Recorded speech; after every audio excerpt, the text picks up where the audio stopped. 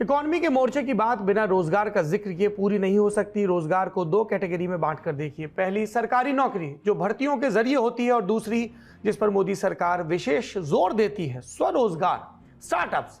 पहले सरकारी नौकरियों की बात कर लेते हैं। 2017 के पहले तक सरकार का ही लेबर ब्यूरो 9 सेक्टर में मिली नौकरियों का डेटा जारी करता था, लेकिन इस प्रथा को नरेंद्र मोदी सरकार ने बंद कर दिया। अब सरकारी आंकड़े संसद में पूछे गए सवालों के जरिए ही मिल पाते हैं।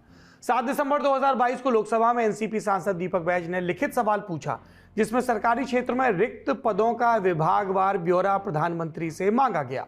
प्रधानमंत्री कार्यालय में राज्य मंत्री डॉक्टर जितेंद्र सिंह ने लिखित जवाब दिया, जिसमें 78 विभागों का ब्यौरा था। अब जो आंकड़े बता रहे हैं उस पर गौर करिए। 9,79,327 देश के 78 विभागों में कुल इतने पद आज की तारीख में खाली हैं। करीब 40 लाख स्वीकृत पदों में 22% से ज्यादा पद खाली पड़े हैं। सबसे ज्यादा पद रेलवे में खाली है, कुल 2,93,943। रक्षा विभाग में 2,64,000 से ज्यादा पद रिक्त हैं। गृह विभाग को भी 1,43,000 से ज्यादा कर्मचारियों की जरूरत है, यानी इतनी कुर्सियां वहां खाली चल रही हैं। इसके अलावा डाक विभाग में 90,000 से ज्यादा और राजस्व विभाग में 80,000 से ज्यादा पद खाली हैं। रिटायर होने वाले कर्मचारियों के बाद खाली पदों की संख्या बढ़ती रहती है। अब ये पद कब भरे जाएंगे, ये पूछते पूछते कितने ओवर एज हो गए, जवाब सरकार दे सकती है, जो अब तक दिया नहीं गया। हमने इसी साल देखा कैसे आरआरबी एनटीपीसी के रिजल्ट के बाद छात्रों के उग्र प्रदर्शन हुए, ट्रेनों में तोड़फोड़ और पटरियों पर विरोध। ये पहली घटना छात्रों की तरफ से हुई। इसके शुरुआत जनवरी में हुई थी। दरअसल रेलवे ने फरवरी 2019 में नौकरियां ही नौकरियां वाला एक विज्ञापन निकाला। एनटीपीसी में 35,208 पोस्ट की वैकेंसी थी। परीक्षा के जरिए रेलवे में clerk, ticket clerk, goods guard, station master, junior clerk, सह टाइपिस्ट, कमर्शियल क्लर्क, सह टाइपिस्ट जैसे पदों पर भर्ती होनी थी। इन पदों पर आवेदन करने वालों की संख्या 1,26,00,000 के लगभग थी। फॉर्म भरने का खर्चा, किराया, भाड़ा जोड़कर छात्र हिसाब लगाते रह गए, लेकिन भर्ती पूरी होने तक कईयों के बाल सफेद हो जाते हैं। ऐसा इसलिए कहना पड़ रहा है क्योंकि ये 2019 की भर्ती है और हम 2022 के खत्म होने पर भी इसकी बात कर रहे हैं। एक बात और, केंद्र सरकार में मंत्री पीयूष गोयल ने भी कही थी 4 लाख नौकरियों की। सुनिए। पिछले वर्ष हमने शुरू किया था 1.5 लाख के करीब लोगों को नई नौकरी देने का काम। उसके बावजूद आज भी लगभग 1.25 लाख, 1,32,000 लोगों की रिक्वायरमेंट रेलवे में है। और इसके अलावा अगले 2 वर्ष का जब आकलन लेते हैं तो लगभग 1 लाख लोग अगले 2 वर्ष में रिटायर होने का अनुमानित आंकड़ा है। तो यानी अंदाजन 2.5 लाख, 2.25 से 2.5 लाख लोगों को और अधिक मौका मिले, और 1.5 लाख की भर्ती का काम ऑलरेडी चल रहा है। तो एक प्रकार से 4 लाख नई नौकरियां रेलवे अकेले देने जा रहा है, जिसमें 1.5 लाख की तो प्रोसेस। मंत्री पीयूष गोयल ने 2019 के चुनाव से पहले 4 लाख भर्तियों का वादा किया था। क्या इतनी भर्तियां पूरी हुई? जवाब आपको पता है।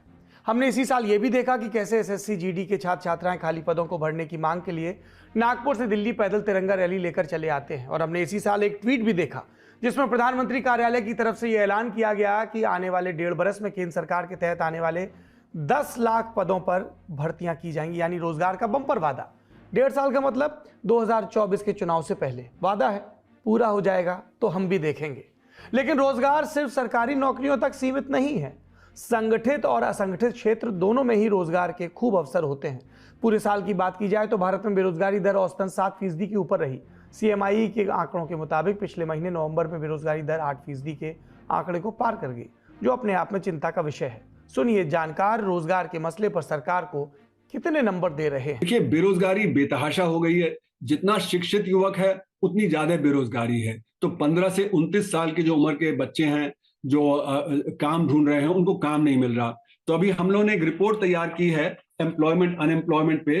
तो इसमें हमने दिखाया है कि 304 मिलियन जो हमारे वर्कर्स हैं, उनके पास तो कोई ढंग का काम है या पूरा काम है, लेकिन 278 मिलियन 27.8 करोड़ हैं जिनके पास काम नहीं है। उसमें महिलाओं की संख्या बहुत ज्यादा है। और 4 तरह की बेरोजगारी हमने बताई है। एक तो जिन्होंने काम ढूंढना ही बंद कर दिया है, ऐसे करीब 19 करोड़ लोग हैं। उनको उन्होंने गिव अप कर दिया है कि अब हमें काम मिलेगा नहीं, अब वो ढूंढ ही नहीं रहे। उसमें महिलाओं की संख्या बहुत ज्यादा है। फिर दूसरा है अंडर एम्प्लॉयमेंट, मतलब कि आपको जो रोजगार मिला लेकिन पूरे हफ्ते का रोजगार नहीं मिलता, आप 36 घंटे या 24 घंटे ही काम करते हैं तो आपकी आमदनी कम हो जाती है। तीसरा है कि आप कृषि में डिस्गाइज अनएम्प्लॉयमेंट है, यानी कि वहां पे काम नहीं है लेकिन लोग खेत पे जाते हैं, वहां पे जाके अपना बैठे रहते हैं तो उससे प्रोडक्शन नहीं बढ़ता। तो डिस्गाइज अनएम्प्लॉयमेंट तीसरी तरह का जो बेरोजगारी है। और फिर जिसको हम ओपन अनएम्प्लॉयमेंट बोलते हैं, यानी आप काम ढूंढ रहे हैं लेकिन काम आपको मिल नहीं रहा है। तो अलग अलग तरह की हैं और सरकार इसमें कामयाब नहीं हो पा रही। सरकार जो हमारा माइक्रो सेक्टर है और कृषि है वो बहुत बुरी तरह पिट गया है पिछले 6 सालों में, पहले नोटबंदी से, फिर जीएसटी से, फिर ये जो लॉकडाउन हुआ, तो वहां पे हमको सपोर्ट देनी चाहिए। जो माइक्रो सेक्टर है वो 6 करोड़ यूनिट है और जो लार्ज स्केल सेक्टर है वो सिर्फ 6000 यूनिट है, मीडियम और स्मॉल 6 लाख यूनिट है। तो जो 6 करोड़ यूनिट है इन्हीं में एमएसएमई का 97.5% का एम्प्लॉयमेंट होता है और जब वो पिटेगा तो फिर बेरोजगारी बढ़ेगी। और सरकारी नौकरी से कोई समाधान नहीं निकलने वाला, क्योंकि जो टोटल पॉपुलेशन का मुश्किल से 1.5% ही सरकारी नौकरी में है, उसको आप 2% भी बढ़ा देंगे तो भी उससे समाधान नहीं निकलने वाला। तो प्राइवेट सेक्टर को कैसे हम जो है वो बढ़ाएं, खासकर माइक्रो सेक्टर को, उसके लिए कदम उठाने चाहिए। अब सरकार को एमएसएमई सेक्टर को अलग कर देना चाहिए, माइक्रो अलग और स्मॉल और मीडियम अलग, क्योंकि होता क्या है कि जब सरकार कुछ अनाउंस करती है उसका बेनिफिट मीडियम सेक्टर उठा लेता है, माइक्रो सेक्टर तक पहुंचता नहीं। तो खास माइक्रो सेक्टर को अलग कर दे, मिनिस्ट्री उसकी अलग बना दे, उनके लिए जो समाधान निकाले। पर ये मैं मतलब कई साल से ये बात कह रहा हूं पर अभी तक हुई नहीं है। तो माइक्रो सेक्टर जब तक पिटता रहेगा तो बेरोजगारी बढ़ती रहेगी। रोजगार की जब भी बात होती है तो सरकार अपनी तरफ से प्रधानमंत्री रोजगार सृजन कार्यक्रम, मनरेगा, प्रधानमंत्री कौशल विकास योजना, गरीब कल्याण योजना, आत्मनिर्भर भारत योजना, पंडित दीनदयाल ग्रामीण कौशल योजना और आजीविका मिशन जैसी योजनाओं का जिक्र करती है। मनरेगा को छोड़ दिया जाए तो बाकी के आंकड़े सामने नहीं आते कि इन योजनाओं से कितने लोगों को लाभ मिला। मनरेगा की कार्यशैली पर भी बाकायदा सवालिया निशान है। इसके अलावा सरकार स्टार्टअप्स, यूनिकॉर्न जैसे दो शब्दों के इर्द गिर्द रोजगार की बात करती है। इस पर जानकार क्या सोचते हैं ये भी सुन लीजिए। स्टार्टअप्स की अभी इस समय हालत बहुत अच्छी नहीं है, पर भविष्य में भारतीय एंटरप्रेन्योरशिप स्किल पूरे विश्व में मान्य है। अमेरिका में जितने बड़े और मीडियम साइज बिजनेसेस हैं उसमें भारतीयों का कहीं ना कहीं प्रत्यक्ष या अप्रत्यक्ष रूप से हाथ है। तो भारतीय एंटरप्रेन्योरियल स्किल की मैं सराहना करता हूं। इस बात को देखते हुए मुझे लगता है कि आने वाले समय में स्टार्टअप्स का भारत में भविष्य उज्जवल है, पर उसमें शर्त यह है, मैं एक स्टार्टअप एडवाइजर भी हूं, उस हौसले से और उस ओहदे से मैं ये कहना चाहूंगा कि अगर स्टार्टअप्स अपने प्रॉफिट पर ध्यान देंगे, ना केवल फंडिंग की तरफ देखते रहेंगे, तो मुझे लगता है कि उनका भविष्य ज्यादा उज्जवल होगा। अगर वो खाली फंडिंग के बिना पर अपना बिजनेस चलाएंगे और अपने रोजमर्रा के खर्चे भी फंडिंग के बेसिस पे करेंगे, मुझे लगता है वो स्टार्टअप्स सक्सेसफुल नहीं हो पाएंगे। इसी वजह से करीब करीब 90% स्टार्टअप्स भारत में फेल हो जाते हैं, पर 10% की भी संख्या इतनी बड़ी रहती है कि फिर भी भारत दुनिया का तीसरा स्टार्टअप इकोसिस्टम बन चुका है।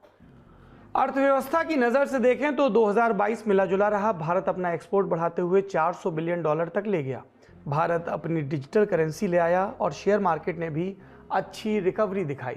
जो चुनौतियां थी उनका जिक्र हमने किया, बाकी का मूल्यांकन आपको करना है। ये भी याद रखिए, यही वो बरस है जब डीमोनेटाइजेशन पर सुप्रीम कोर्ट में हलफनामे दाखिल हो रहे हैं आरबीआई और सरकार की तरफ से। लेकिन बहुत कुछ है जो आरबीआई की मिनट ऑफ मीटिंग्स में था और हलफनामे में नहीं है।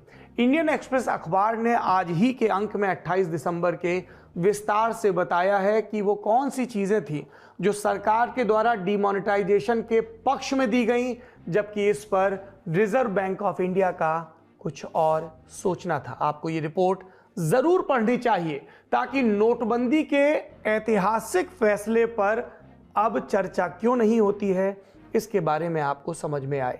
इसके बारे में समझ में आए कि इसके बहाने जो कहा जा रहा था कि काले धन पर प्रहार होगा, उसका क्या हुआ, क्योंकि आरबीआई का तो मानना था कि ज़्यादातर काला धन जो अचल संपत्तियां हैं, सोना और संपत्ति, उसमें निवेश हो रखा है।